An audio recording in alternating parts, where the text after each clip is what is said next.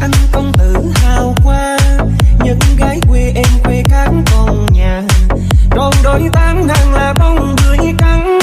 Quê hương gọi anh nơi chiến trường, anh bước chân đi mang trên vai màu áo lính. 2 năm anh nhập ngũ, em có chờ anh không?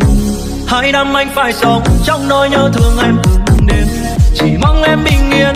Để anh giang cánh tay ôm lấy vào, quá khó để chăm lo một người con gái ấm no hạnh phúc đến khi cuối đời. Bởi nghèo quả nhiên là ai cũng thế thôi, chẳng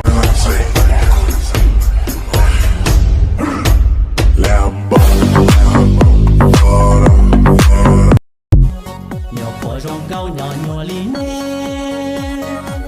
cho trang trang chế trả thâu bê tê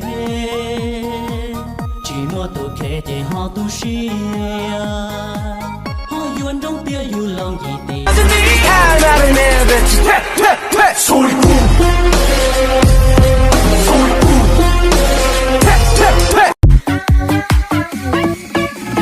một năm cũ đã qua, cùng nhau đón năm mới bình an muôn nhà, yêu thương ấm no, người một nơi cùng nhau trở về sum vầy, tiếng cười khắp muôn nhà, tiếng pháo năm mới rộn ràng, cùng ngàn câu chúc an lành chào mừng nhau những lúc ta gần nhau, rồi người tìm kiếm.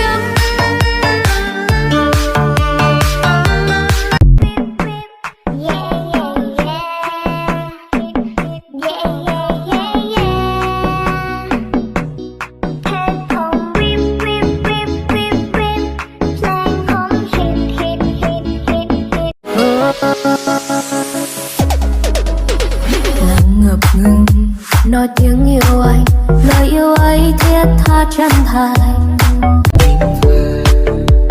Anh trôi từ tất cả, chỉ mong em một lần thứ tha. Cạnh thì không quý đợi, tiếc nhiều khi cả đời với. Màn đêm khóc ai dần với em để gần anh mãi, và em muốn đi lên chuyến đi. Em không cần một người tốt với cả thế giới. Em cần một người đặt em ở vị trí ưu tiên và hiểu được cảm xúc của em. Em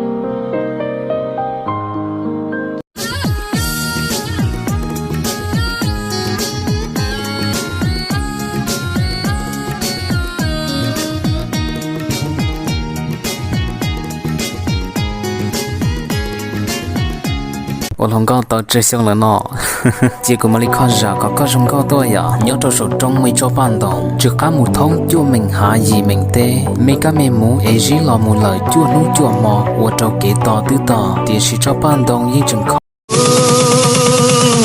Chia có đời đua